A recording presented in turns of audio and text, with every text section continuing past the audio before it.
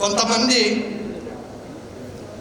అధికారం అనగానే దాన్ని ఎంజాయ్ చేయడానికి ప్రోటోకాలు, ఆ వెనకాల గన్ను, ముందు గన్ను, సైరన్ ఉన్న కార్లు, వీటి కోసమే తప్పిస్తూ ఉంటారు. వాటి కోసం ఇంకా అది అలవాటు అయిపోతుంది.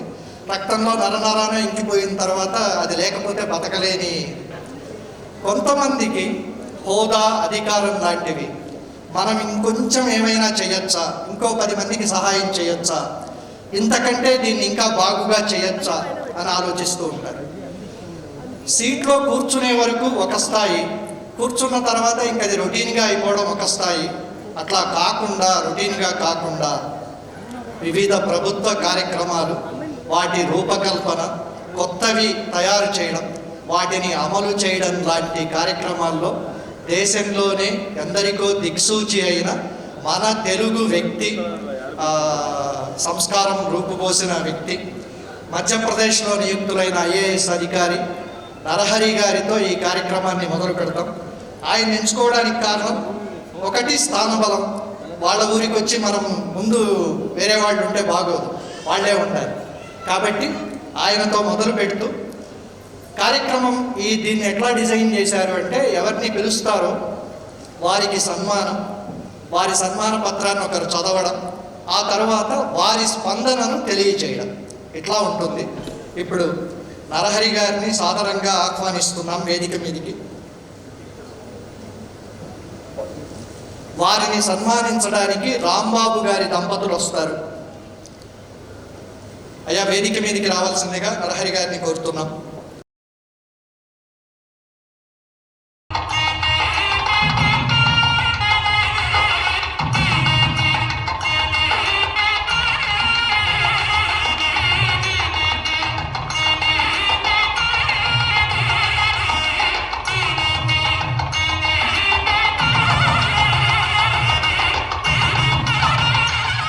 అధికారం కొందరికి హోదా, అలంకారం, కొందరికి బాధ్యత, కర్తవ్య దీక్ష. ఐఏఎస్ అధికారిగా మధ్యప్రదేశ్లో నియుక్తులు అయిన శ్రీ పరికిపండ్ల నరహరి గారికి అధికారం ఒక సేవా మార్గం. వినూత ప్రభుత్వ పథకాల రూపకల్పనలో, అమలులో వారిది అందవేసిన చెయ్యి. శ్రీ నరహరి గారు సృష్టించిన మధ్యప్రదేశ్ లాడ్లీ లక్ష్మీ యోజన పథకం కేంద్ర ప్రభుత్వ బేటీ బచావో బేటీ పడావో వెనవేల వెలుగులుగా విస్తరించి కోట్ల మంది జీవితాల్లో కొత్త కాంతాలు నింపింది. స్వచ్ఛ భారత్కు తన కళాన్ని, సంకల్పాన్ని కలిగలిపి సుబ్రత గీతాలుగా మలచిన వారి తపన ఓ తపస్సు. వృత్తిపరంగా ఎన్నో ఒత్తిళ్లు, సవాళ్లు ఎదుర్కొంటూ కూడా ఆలియా ఫౌండేషన్ అనే స్వచ్ఛంద సంస్థ ద్వారా పేదలకు విద్య, వైద్యం మరియు ఉపాధి కల్పిస్తూ వారి పాలిట ఆత్మబంధువుగా వారి గుండెల్లో చిరస్థాయిగా చెరగని ముద్ర వేసుకున్నారు. చదువు, ఆరోగ్యం, మహిళా వికాసం, గ్రామీణ పట్టాభివృద్ధి, పారిశ్రామిక మరియు ఉపాధి రంగాల్లో ఒక ప్రభుత్వ అధికారిగా వారు చూపిన చొరవ దేశవ్యాప్తంగా ఎందరికో ఆదర్శమయ్యింది, ఎందరికో దారిదీపం అయ్యింది. వారి కృషి నిరంతరం ఇలాగే కొనసాగాలని కోరుకుంటూ వారి ప్రయత్నానికి, చొరవకి, పట్టుదలకు సాధించిన ఫలితాలకు అభినందనలు. ఇట్లు తెలుగు సంగమం మధ్యప్రదేశ్ 30 మార్చ్ 2025.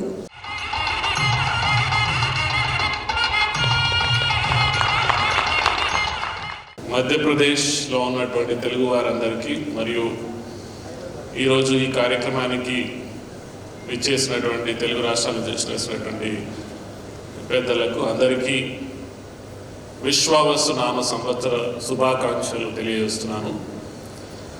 ముఖ్యంగా ఈ కార్యక్రమ కర్త అయినటువంటి కిషోర్ నాయుడు గారు, వారి కుటుంబం, తెలుగు సంగమం మధ్యప్రదేశ్ ఈరోజు ఈ కార్యక్రమానికి ముఖ్యంగా వచ్చేసినటువంటి గౌరవనీయులు లక్ష్మీనారాయణ సార్, గౌరవనీయులు తమ్మారెడ్డి భారద్వాజ్ గారు, గౌరవనీయులు నారాయణ గారు, రావు గారు, చాలామంది పెద్దలు ఫ్రంట్ రోలో చాలామంది కూర్చొని ఉన్నారు. అలాగే ఇక్కడ మధ్యప్రదేశ్ సంబంధించిన వాళ్ళు చాలామంది తెలిసిన వాళ్ళే కనిపిస్తున్నారు. ముఖ్యంగా ఫస్ట్గా నేను కిషోర్ నాయుడు గారికి, తెలుగు సంగమానికి ఈ సన్మాన సందర్భంగా ధన్యవాదాలు తెలియజేసుకుంటున్నాను. నాయుడు గారికి రిక్వెస్ట్ చేసినాను, ముందుగా మరి తెలుగు వారు బయట నుంచి వచ్చిన వాళ్ళు, తెలుగు రాష్ట్రాల నుంచి వచ్చిన వాళ్ళు సన్మానిస్తే బాగుండేదేమో, మేము లోకల్స్ని కాబట్టి లాస్ట్లో అయినా కూడా కానీ బాగానే ఉండేది. సుమారు 25 సంవత్సరాల నుంచి మధ్యప్రదేశ్లో ఇక్కడ పనిచేస్తూ ఇప్పుడు ప్రిన్సిపల్ సెక్రటరీ ర్యాంక్ వరకు వచ్చి వర్క్ చేస్తున్న తరుణంలో చాలామంది తెలుగు వారితో నేను ఫస్ట్ పోస్టింగ్ చింద్వాడ నుంచి ఆ తర్వాత అన్ని జిల్లాలలో సుమారుగా మనకున్నటువంటి తెలుగు వారి అందరితోని ఎక్కడో దగ్గర తారసపడడం, వాళ్ళతో పరిచయాలు ఏర్పరచుకోవడం, మన తెలుగు సాంప్రదాయాల ప్రకారంగా ఉగాది, వనభోజనాలు, వివిధ కార్యక్రమాలు, అది గ్వాలియరా, ఇందోరా లేకపోతే ఎక్కడైతే అక్కడ మన వాళ్ళని కొద్ది గొప్ప ప్రోత్సహిస్తూ మనము ఇతర రాష్ట్రాలలో పని కోసం వచ్చినా లేకపోతే స్థిరపడిపోయి ఉన్నా కూడా కానీ మన తెలుగు సాంప్రదాయాలని, మన వ్యవస్థని మనం గుర్తుపెట్టుకోవాలి. ముఖ్యంగా ముందు జనరేషన్స్ కోసము అందించే విధంగా ఉండాలనే ఉద్దేశంతో ఎక్కడ మన తెలుగు సంఘాలు ఉన్నాయో వాటిని యాక్టివేట్ చేసే విధంగా కొన్ని ప్రయత్నాలు చేయడం జరిగింది. ముఖ్యంగా భోపాల్లో మనకు ఉన్నటువంటి తెలుగు సాంస్కృతిక పరిషత్ మనకు ఒక దేవాలయం, ఒక ప్రాంగణం, ప్రతి ఏటా అన్ని ఫెస్టివల్స్ చేసుకోవడం చాలా అద్భుతమైనటువంటి ఇక్కడ సాంప్రదాయం మనం చూస్తున్నాం. ఇక్కడ తెలుగు వాళ్ళు చాలామంది యాక్టివ్గా పార్టిసిపేట్ చేయడం, అదేవిధంగా మధ్యప్రదేశ్లో ఎక్కడ కార్యక్రమాలు జరిగినా కూడా తెలుగు వాళ్ళు రావడం.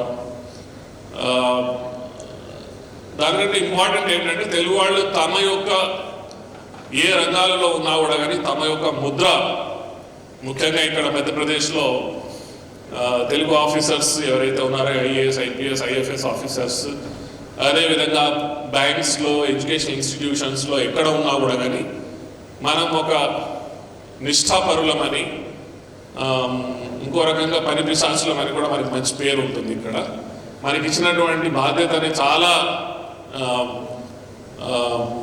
నిష్ఠతోని, పరిశ్రమతోని, శ్రమతోని, శ్రద్ధతోని చేస్తారు అనేటువంటి భావన ఇక్కడ తెలుగు వాళ్ళ పట్ల ఇక్కడ నార్త్ ఇండియన్స్కి స్పెషల్గా ఉన్నది.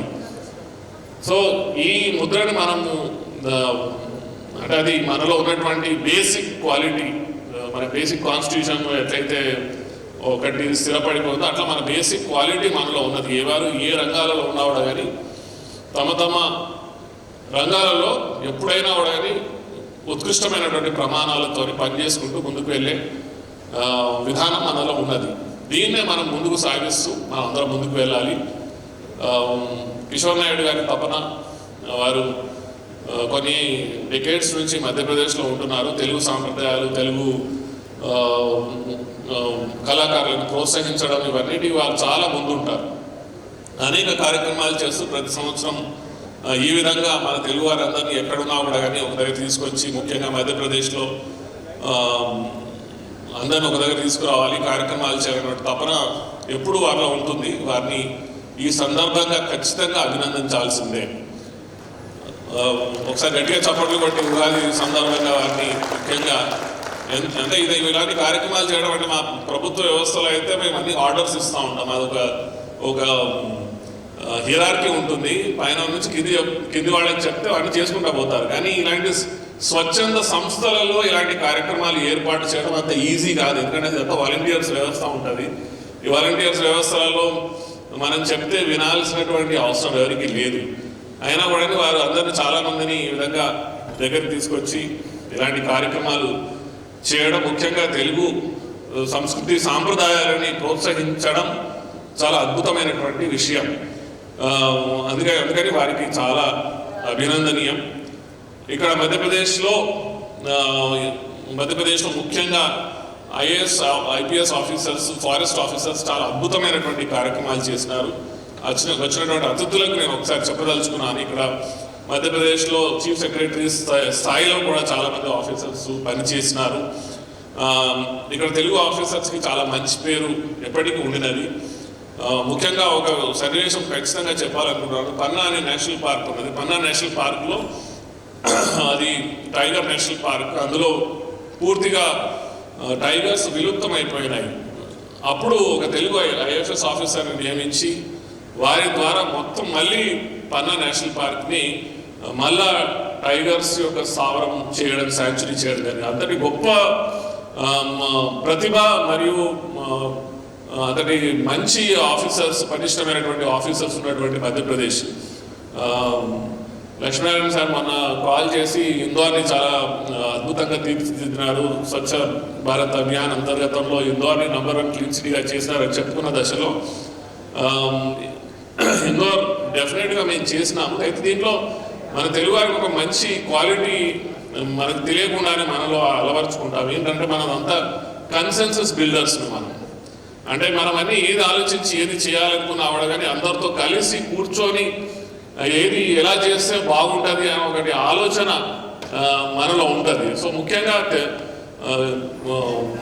ఇందోర్ క్లీనెస్ట్ సిటీ అవ్వడానికి మెయిన్ కారణం అక్కడ ఉన్నటువంటి మీడియా, ప్రజాప్రతినిధులు, అధికారులు, సివిక్ సొసైటీస్ అందరినీ ఒక తాటి మీద తీసుకువచ్చి ఇది ఎందుకు చేయాలి అనేటువంటి ఒక ఈ కార్యక్రమం మనకు ఎందుకు అవసరము, దీనివల్ల ఏం లాభం జరుగుతుంది అని కమ్యూనికేషన్, బెటర్ కమ్యూనికేషన్ స్ట్రాటజీస్ ఏర్పాటు చేసినాను. కాబట్టి ఈరోజు ఒక సంవత్సరం కాదు, కంటిన్యూస్గా 7 సంవత్సరాల నుంచి ఇందోర్ క్లీనెస్ట్ సిటీగా ఇప్పటికీ అదే విధంగా కొనసాగుతూ ఉన్నది. సో మనం చాలా మంచి కన్సెన్సస్ బిల్డర్స్ని తెలుగు వాళ్ళు ఎవరైనా వాడు కానీ ఆఫీసర్స్. అందుకని మధ్యప్రదేశ్లో కానీ ఎక్కడైనా నార్త్ ఇండియాలో కూడా మనం ఎక్కడ పనిచేసిన వాడు కానీ మనం మన పనికే మనకు గుర్తింపు వస్తుంది. ఈ సందర్భంగా ఇక్కడ ఆర్జే రావు గారు కూర్చోన్నారు. వీరి గురించి కూడా చెప్పాలి. ఎందుకంటే గ్వాలియర్ కలెక్టర్గా చేసినప్పుడు ఆర్జే రావు గారు మన ఇక్కడ బర్కుల యూనివర్సిటీ వైస్ ఛాన్సలర్గా కూడా చేసినారు. వారు ఇంటర్నేషనల్లీ అక్లెయిమ్డ్ అలిగేటర్స్ పైన ఇంటర్నేషనల్లీ అక్లెయిమ్డ్ సైంటిస్ట్ వారు. అంటే మన మధ్యలో కూర్చొని మన వాళ్ళని మనం ఎంత గుర్తించుకుంటామో మనకు తెలియదు, కానీ is one of the well known international scientist as for as alligators research is concern. So మనలో ఇలాంటి అద్భుతాలు, మంచి విద్యావేత్తలు, మంచి ఆఫీసర్స్ అందరూ ఉన్నారు. ఈ సందర్భంగా మనల్ని మనం పడుకోవడం కూడా మంచిదే అనుకుంటా. సో అప్పుడప్పుడు మనల్ని మనం ఈ విధంగా చెప్పుకోవడం, ముఖ్యంగా తెలుగు వారు ఎవరైతే ఇంత దూరం వచ్చినారో మీరు ఖచ్చితంగా టైం తీసుకొని ఉజ్జయిన్ వెళ్ళే ఉంటారు. ఉజ్జయినే కాకుండా మధ్యప్రదేశ్లో ఇంకా చాలా మంచి ప్లేసెస్ ఉన్నాయి. ఇక్కడ ఫారెస్ట్, నేను చెప్పినట్టు టైగర్ రిజర్వ్స్ చాలా ఉన్నాయి. అదేవిధంగా దేవాలయాలు, హెరిటేజ్ సైట్స్, ఫారెస్ట్ చాలా అద్భుతమైనటువంటి ఫారెస్ట్ ఇది. ఇక్కడ టీక్ ఫారెస్ట్, సాల్ ఫారెస్ట్, ఇవి 2 ఫారెస్ట్లు one of the highest and best quality in the world. So time తీసుకొని మీరు టూరింగ్ మీద వెళ్తే చాలా బాగుంటుంది. మరొకసారి మీ అందరూ ఈరోజు ఉగాది సందర్భంగా వచ్చినారు. ఈ ఉగాది మనకు ఈరోజు కొత్త సంవత్సరం ప్రారంభమవుతున్న దశలో మనందరికీ మంచి జరగాలని, అందరూ ఆయురారోగ్యాలతోని సుఖ సంతోషాలతో మంచిగా ఉండాలని భవానీ మాతను కోరుకుంటూ మరొకసారి తెలుగు సంఘం కిషోర్ నాయుడు గారికి ధన్యవాదాలు. నమస్కారం.